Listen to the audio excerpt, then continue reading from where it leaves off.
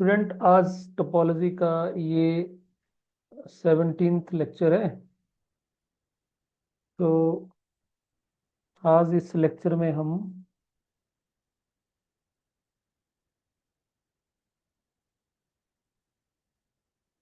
Continuous mapping की बात करेंगे। तो continuous mapping means continuous function, mapping mean function.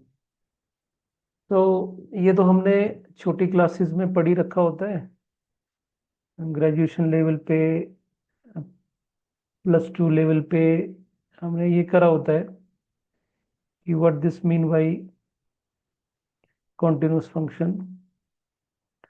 +1 में ही हम पढ़ते हैं कि लिमिट एग्जिस्ट करनी चाहिए जिस पॉइंट पे हमने कंटिन्यूटी चेक करनी है।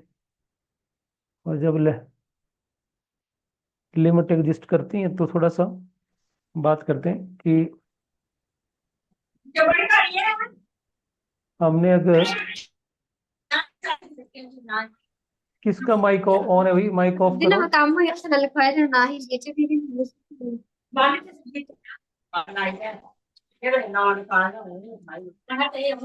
हेलो,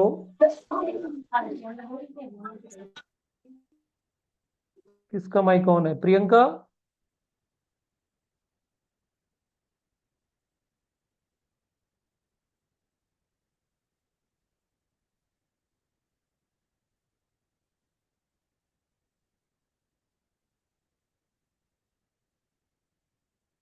के सो हमारे पास जैसे कोई फंक्शन कंटिन्यूटी चेक करनी है हमने, जैसे कोई फंक्शन हमारे पास f(x) और x = a के ऊपर हमने अगर कंटिन्यूटी चेक करनी है तो सबसे पहले हम इसका लेफ्ट हैंड लिमिट चेक करते हैं, that is limit x tending to a from negative side. फिर उसकी राइट हैंड लिमिट चेक करेंगे, limit x tending to from positive side f(x). फिर हम चेक करेंगे वैल्यू उसकी कि वो दोनों बराबर आ रही है कि नहीं आ रहे हैं। बराबर आ जाए तो हम बोलते हैं कि फंक्शन की limit at x = a exist कर रही है। और अगर ये इक्वल होने के बाद अगर f(a) के बराबर आ जाए तो हम बोलते हैं फंक्शन कॉन्टिन्यूस है। ठीक। अगर इसको डेफिनेशन में लिखना हो तो क्या लिखते हैं हम? For given epsilon greater than 0 there exist a delta such that जो f(x) माइनस f(a) है उन दोनों का डिस्टेंस एप्सिलॉन से कम होना चाहिए जब x और a का डिस्टेंस जो वो डेल्टा से कम होना चाहिए। तो डेल्टा और एप्सिलॉन आपस में डिपेंड करते हैं, एप्सिलॉन ही डिसाइड करेगा कि डेल्टा कितना होगा। क्योंकि जितना ये x और y में, x और a में ये डिस्टेंस कम होगा उतना ही f(x) और f(a) में डिस्टेंस कम होगा। ठीक। तो ये हम जब रियल में इसको पढ़ते हैं हम,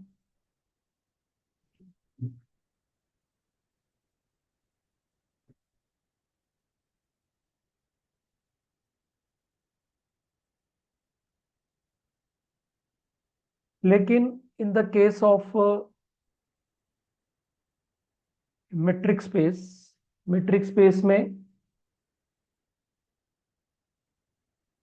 मेट्रिक स्पेस में ये वाली चीज जो है इसको हम मीट्रिक लिख सकते हैं, metric.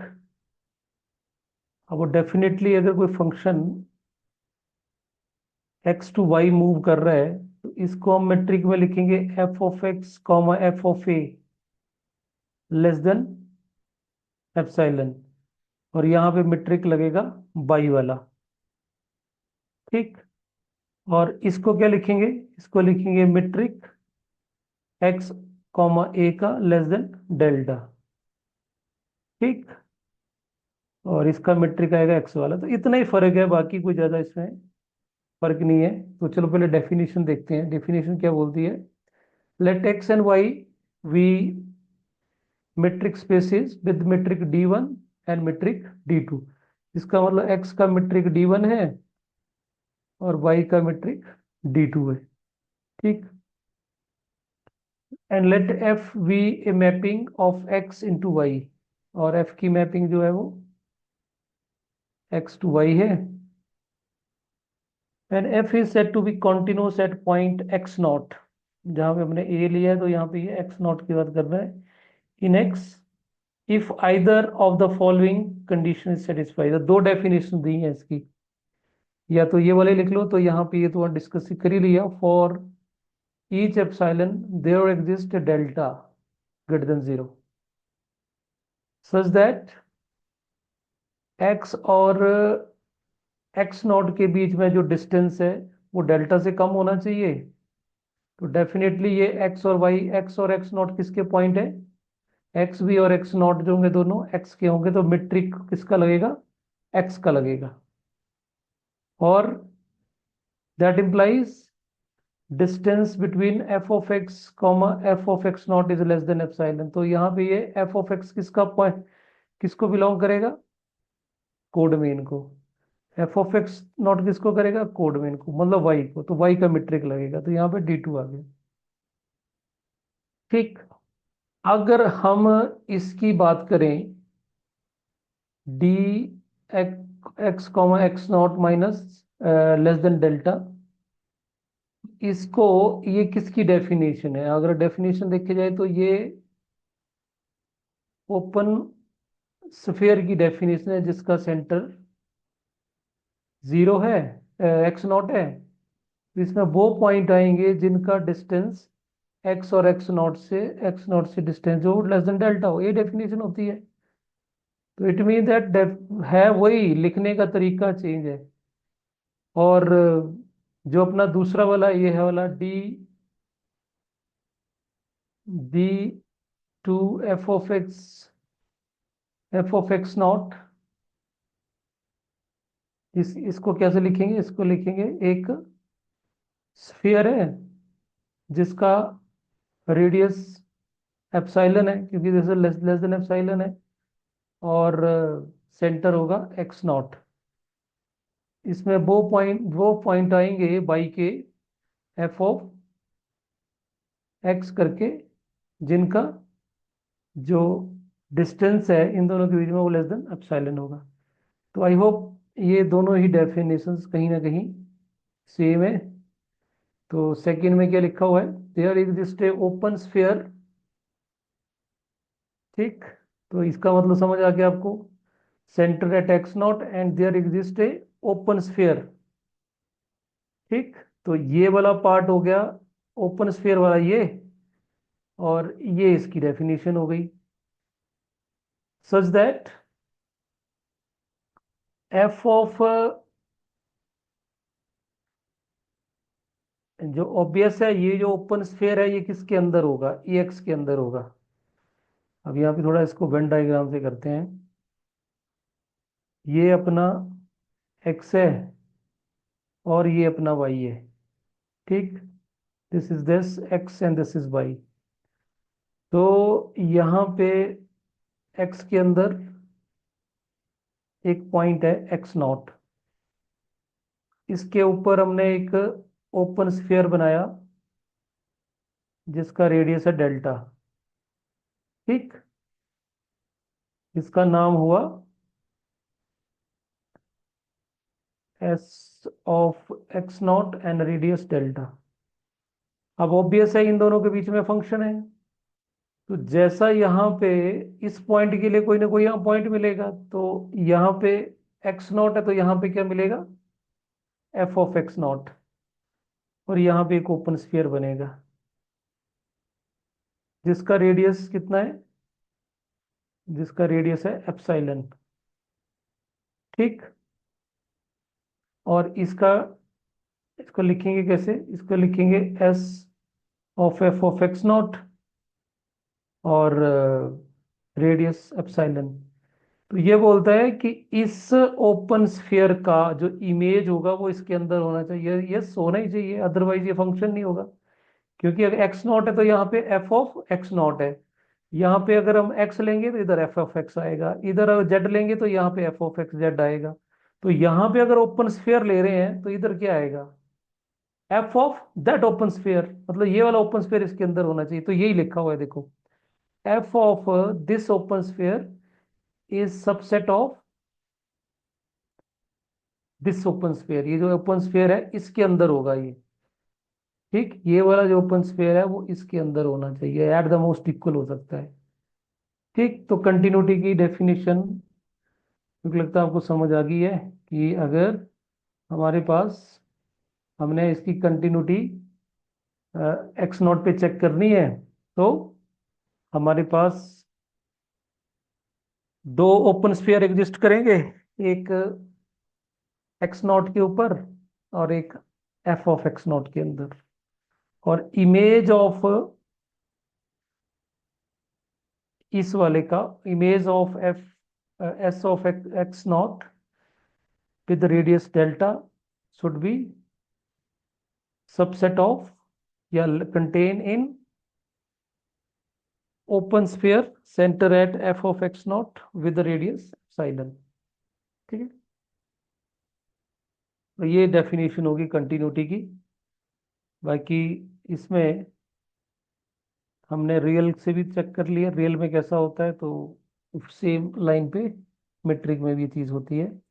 Now we come to the theorem. देखो ये कि थ्योरम क्या बोलती है कि let X and Y be metric spaces and F is a mapping from X into Y. ठीक, सिंपल मैपिंग है। Then F is a continuous at x naught if only if X N sequence अगर X naught को converge कर रही है, तो F of X naught sequence F of X naught को converge करेगी। ये तो कंटिन्यूटी प्रूव करने का आसान तरीका हो गया। अगर ये हम थ्योरम प्रूव कर लेंगे तो बार बार आप ऊपर जो डेफिनेशन है उसको ही लगाने की जरूरत नहीं है। अगर ये एक्स नॉट के ऊपर कॉन्टिन्यूस है तो हमारे पास एक सीक्वेंस एग्जिस्ट करनी चाहिए। ठीक है, कोई सीक्वेंस, ये हमारे पास एक्स एक्स है और ये हमारे पास वाई है। तो यहाँ पे अगर कोई सीक्वेंस हमारे पास ऐसी आती है नंबर्स की, जो सीक्वेंस जो सीक्वेंस एक्स एन है, अगर वो एक्स नॉट को कन्वर्ज कर रही है, तो sequence F of N Y में इसको कन्वर्ज करनी चाहिए, एफ ऑफ एक्स नॉट को कन्वर्ज करनी चाहिए। ठीक, तो ये अपना थ्योरम है। तो प्रूफ करते हैं। तो सबसे पहले हम ये मान लेते हैं कि एफ जो कॉन्टिन्यूस है, और टू प्रूव करना पड़ेगा मैं ये वाला पार्ट कि F sequence F of X N जो है वो एफ ऑफ एक्स नॉट को कन्वर्ज करेगी। तो ठीक है, कॉन्टिन्यूस मान लिया एक्स नॉट के ऊपर, एंड ये भी मान लिया कि ये सीक्वेंस एक्स एन जो है वो कन्वर्ज कर रही है। If sequence X N in X such that converge to X not, तो हमें क्या प्रूव करना है, we must show that F of X naught जो सीक्वेंस है वो एफ ऑफ एक्स नॉट को कन्वर्ज करेगी इन वाई। ओके, तो सबसे पहले तो हम डेफिनेशन लगाते हैं। F is continuous at X not, तो क्या होगा, वहां पे एक ओपन स्फीयर एग्जिस्ट करेगा। ये वाला पार्ट, ये वाला डेफिनेशन लगेगी, ये वाली कंटिन्यूटी। अगर ये कॉन्टिन्यूअस है तो क्या होगा, एक ओपन स्फीयर एग्जिस्ट करेगा at centre at F of X not और विद रेडियस एप्सिलॉन। ठीक, ये ले लिया open sphere centre this. By assumption, मतलब by assumption means by F is continuous, there exist a open sphere जिसका centre, ये वाला, जिसका सेंटर डेल्टा एक्स नॉट होगा और रेडियस डेल्टा होगा with centre X not such that, इसमें तो किसी को राय नहीं होगी, कोई दिक्कत नहीं होगी। पूरा ये डेफिनेशन लगा जो ऊपर हमने डिस्कस किया, वही चीज़ है हमने यहाँ पे लिख दी। ठीक, अब हमें हमने प्रूव करना है कि एफ ऑफ एक्स एन जो है वो एफ ऑफ एक्स को एक्स नॉट को कन्वर्ज करेगा। तो since F of open sphere center at x naught with the radius delta is subset of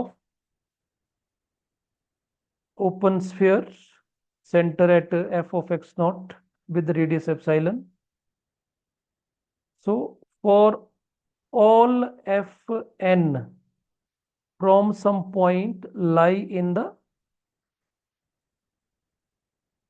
open sphere center at x naught f of x naught and with the radius this. ठीक।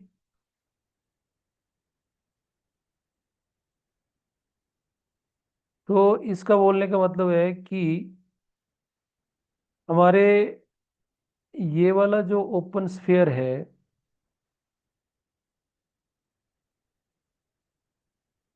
Image of F of X not है वो यहाँ पे है हमारे पास ये। ठीक है, ये मान लेते हैं हमारे पास, तो दोबारा से प्लॉट कर लेते हैं। Hold it. हमारे पास यहाँ पे ये ओपन, यहाँ पे ये हमारे पास ओपन स्फीयर है, एक्स नॉट सेंटर है और रेडियस इसका डेल्टा है। और यहाँ पे हमारे पास ओपन स्फीयर है जिसका centre F of X not है और ये एप्सिलॉन है। अब हम बोल रहे हैं कि इसकी इमेज जो है एफ ऑफ दिस वो सारा का सारा इसके अंदर है, मतलब यहाँ जैसे होगा। ठीक। इसका मतलब ये हुआ कि जितने भी यहाँ पे, जैसे यहाँ पे डेफिनेटली यहाँ पे एफ एन होगा, एफ एन नहीं सॉरी वाई एन होगा, सॉरी एक्स एन, फिर एक्स एन वन होगा, एन प्लस वन होगा। तो जो भी पॉइंट इसके अंदर होगा वो सारे के सारे पॉइंट, अब आप इस चीज को ध्यान से समझना आप कि यहाँ पे इस ओपन स्फीयर का सेंटर है एक्स नॉट। ठीक है। अब जो हो सकता है कि सीक्वेंस का एक्स वन इधर हो, एक्स टू इधर हो, एक्स टू थ्री इधर हो, ऐसे चलता जाएगा, घूमते जाएगा, क्योंकि कन्वर्ज इसने किसको करना है, एक्स नॉट को। जैसे जैसे एन बढ़ेगा ये धीरे धीरे धीरे धीरे धीरे धीरे क्या होगा, एक्स नॉट के क्लोज आना शुरू हो जाएगा। तो वो कब आएगा, जब हम बोलेंगे कि N is greater than equal to N naught. तो इस एन नॉट, कैपिटल एन लिख लिया मैंने, जब एन कैपिटल एन से बड़ा होगा तो ये जो टर्में हैं सीक्वेंस की वो कहीं ना कहीं क्या होंगी, एक्स नॉट के क्लोज जाना शुरू हो जाएंगी। होगा कि नहीं होगा। तो it mean that X capital N, X N plus one, ये सारी की सारी जो होंगी वो बिल्कुल इसके क्लोज आना शुरू हो जाएंगी। क्यों, क्योंकि अब इसने कन्वर्ज करना है। तो अगर ये सारी की सारी टर्म यहाँ पे लिखा है ना, from some place means after this capital N, इस कैपिटल एन के बाद जो टर्में आएंगी वो सारी की सारी एक्स नॉट के अंदर होंगी। एक्स नॉट के अंदर होंगी मतलब इस एक्स नॉट के क्लोज होंगी, मतलब ये जो ओपन स्फीयर है इसके अंदर होंगी। तो डेफिनेटली इसकी जो इमेज होगी, जो यहाँ पे एफ ऑफ, ये वाला F of X capital N कहाँ पे होगा, बिल्कुल यहाँ पे होगा। क्यों होगा, क्योंकि ये यहाँ पे गिवन है कि इन सब की जो इमेज है, इन सब की जो इमेज है वो इसके अंदर है। ठीक। तो यही लिखा हुआ है, all the F Ns from some place, तो आपकी बात बता दी मैंने, ये इसकी बात कर रहा है, ये इसकी बात कर रहा है, ये इसकी बात कर रहा है। ये सारी जो सारी टर्में जो है वो कहाँ होने वाली हैं, क्योंकि ये ओपन स्फीयर के अंदर है, इस ओपन स्फीयर के अंदर है, और ओपन स्फीयर का जो इमेज है वो इस ओपन स्फीयर के अंदर है। तो दे lies in inside this.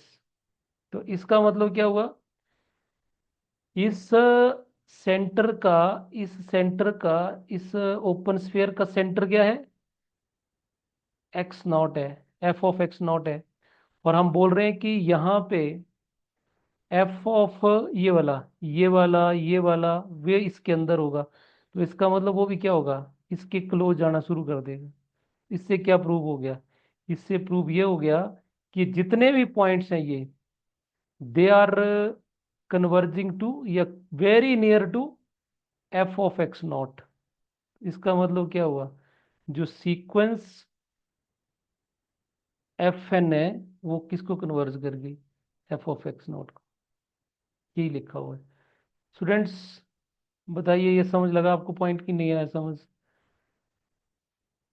Hello, anybody? अपेक्षा समझ आया ये स्टेप? Yes sir. ओके, कोई डाउट होगा तो फिर आप इसको पूछ सकते हैं। चलिए, अब उल्टा करते हैं। अब उल्टे में क्या होगा, हमें ये sequence F N, F F of X N जो है वो एक्स नॉट को कन्वर्ज कर रही है, और हमें ये प्रूव करना पड़ेगा कि एफ जो है वो continuous at X equal to X not. तो now to prove the other half of the theorem, या you can say simple converse लिख सकते हैं। एक कन्वर्स पार्ट आ गया इसका, ऐसी लाइन को लिखने की जरूरत नहीं है। तो हमने एज्यूम कर लिया, we assume that F is not continuous at X naught. Okay, हमने मान लिया कॉन्टिन्यूस है ही नहीं। कॉन्टिन्यूस नहीं है तो कंट्रडिक्शन आनी कोई ना कोई। हमने प्रूव करना है कि continuous at X it's not. तो हमें क्या शो करना पड़ेगा, हम शो करेंगे, वी शो दैट कि X N is converges to X naught but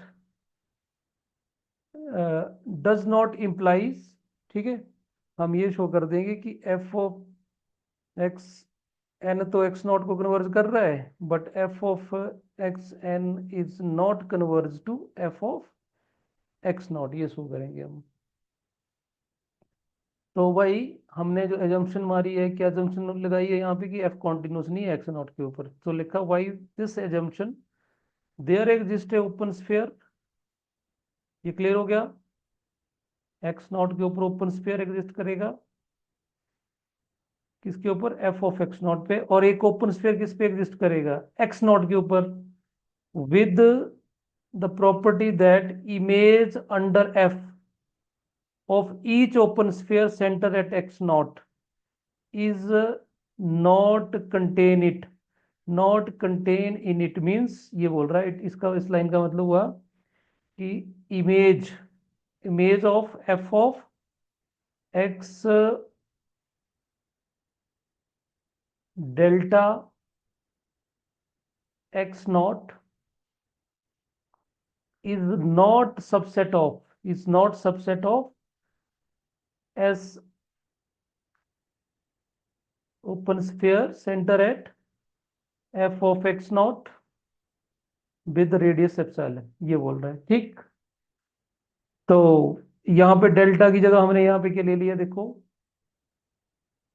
अलग अलग नंबर ले लिए। Consider the sequence of open sphere, ये एफ एक्स वन नॉट ले लिया, एक रेडियस ले लिया, फिर एक और रेडियस लिया, हाफ रेडियस कर दिया। तो ये कैसी सिचुएशन बनेगी स्टूडेंट, अगर इसको देखें तो ये हमारे पास मेट्रिक स्पेस एक्स है, और ये मेट्रिक स्पेस हमारे पास वाई है, ठीक।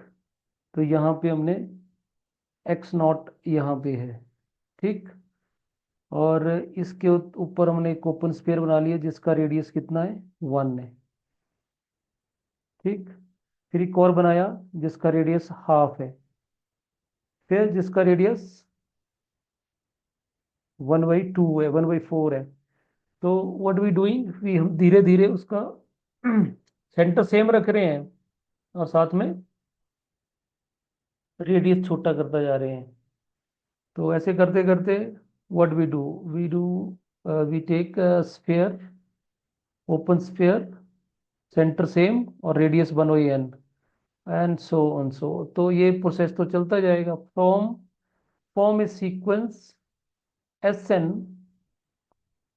सच that S N belongs to this, very right. क्यों, क्यों स्टूडेंट देखो, अब ये धीरे धीरे सबसे छोटा जो स्फीयर मान लिया हमने, सबसे छोटा जो जीरो के बिल्कुल क्लोज, वो मान लिया हमने ये 1/n एट एक्स नॉट।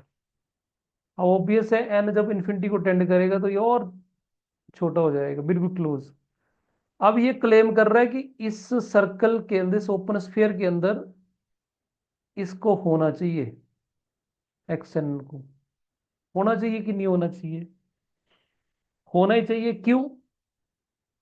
क्योंकि एक्स एन जो है वो कन्वर्ज कर रहा है एक्स नॉट को। तो एक्स एन जो होगा आफ्टर सम प्लेस, वही बात आ गई, जब एन जो होगा वो कैपिटल एन से बड़ा होगा तो बिल्कुल ये इसके क्लोज होगा। तो डेफिनेटली एक्स नॉट जो होगा वो इसके अंदर होने ही वाला है। ठीक,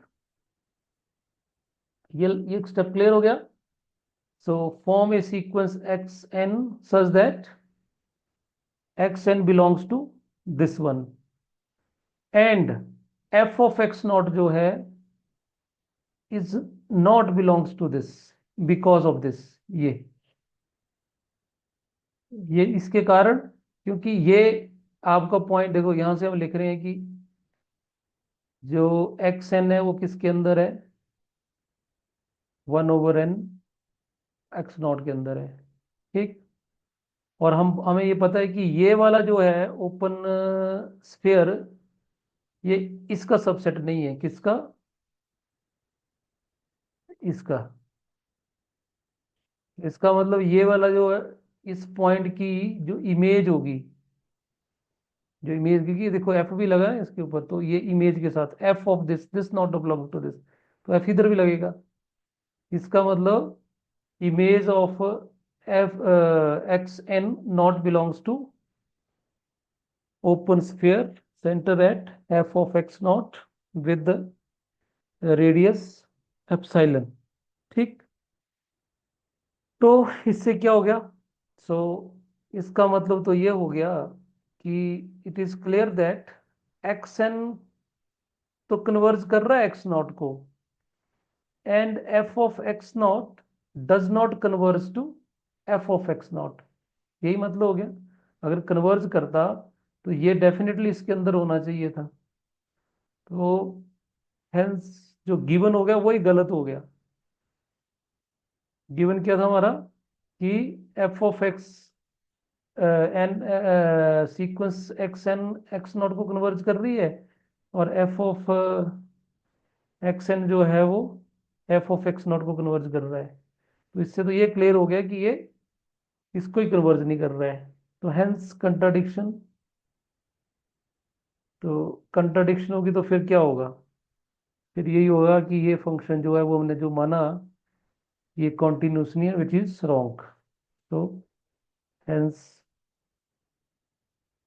contradiction to given. So there implies f of x is continuous at x naught. Clear हो गया ये? ठीक है। तो कन्वर्जेंस का मतलब तो आपको क्लियर है ही है।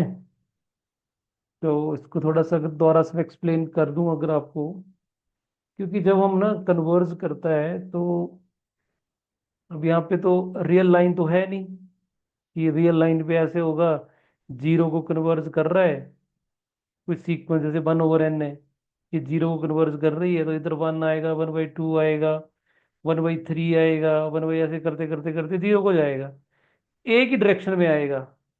ठीक है, क्योंकि रियल लाइन में बाहर तो जा नहीं सकते। बट यहाँ पे क्या है,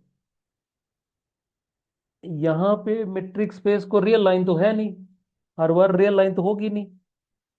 यहाँ पे हमारे पास क्या है, 2D मान लो, ऐसी ऐसी सिचुएशन है, इस पॉइंट को कन्वर्ज करना है। ये पॉइंट एक्स नॉट, वो एक्स नॉट का हो सकता है 2 ट्रिपल हो, 3 ट्रिपल हो, हमें उसका मैटर नहीं करेगा। हमें हमें पता नहीं जो मेट्रिक स्पेस है उसकी क्या डायमेंशन है, वो हमें नहीं पता। ठीक, वो इन जर्नल है।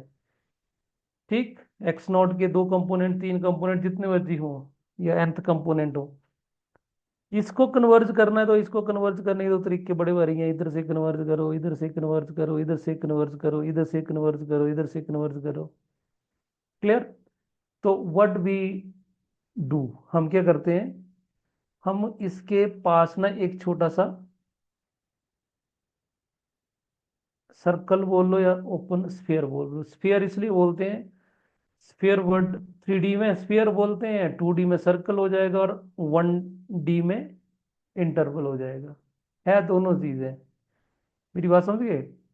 ओपन स्फीयर लाइन में ओपन इंटरवल हो जाएगा, 2D में सर्कल हो जाएगा और 3D में स्फीयर हो जाएगा, बॉल की तरह हो जाएगा। ठीक है? तो हम जब ये इसको कन्वर्ज करना है, इसका मतलब पहले पॉइंट आपका हो सकता है x1 इधर पड़ा हो दूर, फिर धीरे धीरे पॉइंट ऐसे आएगा, x2 आएगा, x3 आएगा। जब कन्वर्ज करना है तो धीरे धीरे इस जो सीक्वेंस की टर्म है वो इस पॉइंट के राउंड घूमना शुरू कर देंगी और अटली धीरे धीरे धीरे धीरे इसके क्लोज चली जाएंगी। ये होता है कन्वर्जेंस का मतलब। तो आप देखोगे तो इसमें ये वही लॉजिक लगा, सिंपल। ठीक? तो फिर भी अगर आपको डाउट होगा तो आपने एक दो बार वीडियो चेक करना, अगर उसमें डाउट रहेगा फिर भी तो फिर डिस्कस कर लेंगे। अब जैसे एक और देखो, तो आगे क्या बोलता है कि a mapping of metric space into another is said to be continuous if it is continuous at each point in its domain। जब हम यहाँ पे तो ऊपर वाली थ्योरम जो करी तो हमने क्या किया, एक सिंगल पॉइंट पे एक्स नॉट पे हमने चेक किया कि वो कॉन्टिन्यूस है। तो जब हम बोलेंगे वो कॉन्टिन्यूस इन डोमेन है तो डोमेन के हर पॉइंट पे वो कॉन्टिन्यूस होना चाहिए। क्लियर हो गया? तो कंटिन्यूटी का फंडा हमने बड़ा स्पष्ट रखा। फिर भी मैं यहाँ पे इस एक्स नॉट पे था, तो यहाँ पे एक सीक्वेंस थी एक्स एन, वो इसको एक्स एन को कन्वर्ज करनी चाहिए, और यहाँ पे एफ एन जो सीक्वेंस है वो इसको कन्वर्ज करनी चाहिए। और लॉजिक सेम जो आपको मैं यहाँ समझा दिया मैंने, कि धीरे धीरे धीरे धीरे क्या होगा, इसके अंदर सीक्वेंस की टर्में आना शुरू हो जाएंगी, इसके क्लोज आने शुरू हो जाएंगी। अगर डोमेन में ऐसा हो रहा है तो कोडोमेन में भी ऐसा होना चाहिए। अगर ऐसा होता है तो जो दोनों के बीच में जो मैपिंग है एफ, वो कॉन्टिन्यूस होगा। अब यहाँ पे एक नई डेफिनेशन क्या दे दी इसने, कि एक्स और वाई टू मेट्रिक स्पेस हैं, F is a mapping from X into Y, F is continuous if only if X N converges to X implies F sequence F N X converges to F of X. तो जहां पे x not था वहां पे x लिख दिया, it mean that is now it is valid for every x. अब ये एक्स जो है वो कैपिटल एक्स बिलोंग कर रहा है और फॉर ऑल एक्स हो गया ये। ठीक? पहले वो सिंपल एक्स नॉट के लिए था। तो इन जनरल ये आज के लिए इतना काफ़ी है। कल फिर देखेंगे, ये एक बड़ा इंटरेस्टिंग सा थ्योरम है, वो इसको हम कल करेंगे। तो इसमें किसी को कुछ पूछना हो तो पूछ सकते हैं। आज के लिए इतना ही काफ़ी है। थोड़ा सा इस टॉपिक को